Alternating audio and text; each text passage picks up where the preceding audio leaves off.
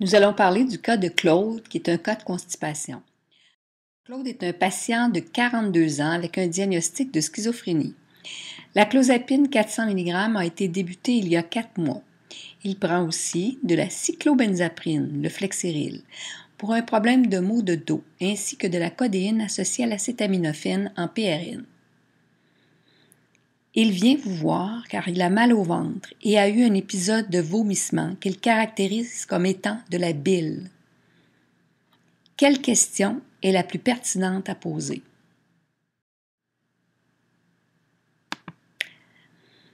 1. Pourquoi avez-vous mal au dos? 2. Avez-vous le nez bouché et des maux de gorge? 3. Êtes-vous constipé? Bien sûr, la réponse est 3. Après discussion, Claude confirme qu'il est constipé depuis 3 semaines. Quelles sont vos interventions? D'abord, cessez la codéine et la cyclobenzaprine car ces médicaments exacerbent la constipation. Surveillez si le patient a une histoire d'obstruction intestinale ou de constipation chronique. Dès maintenant, on peut donner des suppositoires de Dulcolax ou même un lavement s'il y a lieu. On doit aussi augmenter les fibres alimentaires et l'hydratation, c'est-à-dire qu'on conseille de boire 6 à 8 verres d'eau par jour. On doit aussi encourager l'exercice.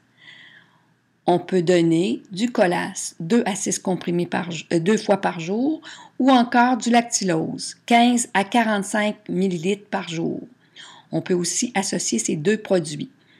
Donc, on doit favoriser les laxatifs émollients ou osmotiques et éviter les agents de masse. Est-ce un problème dangereux, oui ou non?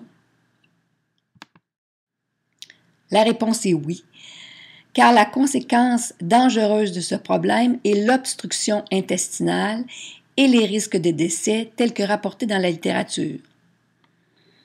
On sait que 50% des épisodes de constipation se produisent dans la première année de traitement et les décès vont aller jusqu'à 27%. Dans ce cas-ci, on est probablement près du stade d'obstruction intestinale puisque le patient a vomi de la bile. Donc, en présence d'un ileus paralytique, on doit cesser la clozapine et la reprendre par la suite. D'autres médicaments peuvent amplifier la constipation. Ici, il s'agit de la cyclobenzaprine qui a aussi le pouvoir de diminuer la motilité intestinale et de la codéine qui induit aussi de la constipation.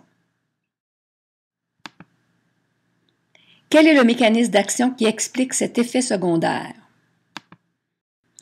La constipation à la clozapine est courante et se produit chez 14 à 60% des patients. La clozapine est le psychotrope le plus anticholinergique qu'on connaisse, avec des propriétés antimuscariniques M1. Et ses propriétés antisérotoninergiques puissantes vont aussi contribuer à la constipation, particulièrement dû au blocage des récepteurs 5-HT3, comme le fait l'ondansetron. Et tout ça, ça va contribuer à diminuer la motilité gastro-intestinale. Est-ce qu'il faut faire de la prévention?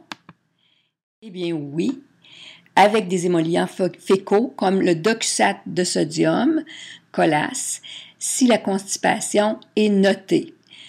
On améliore les habitudes de vie et de la diète. Souvent, les patients ont tendance à être sédentaires et à diminuer les fibres alimentaires. Il faut aussi interroger le patient à chaque visite, car il est souvent peu enclin à verbaliser ses problèmes dus à des symptômes négatifs, à de la paranoïa ou à des difficultés d'expression.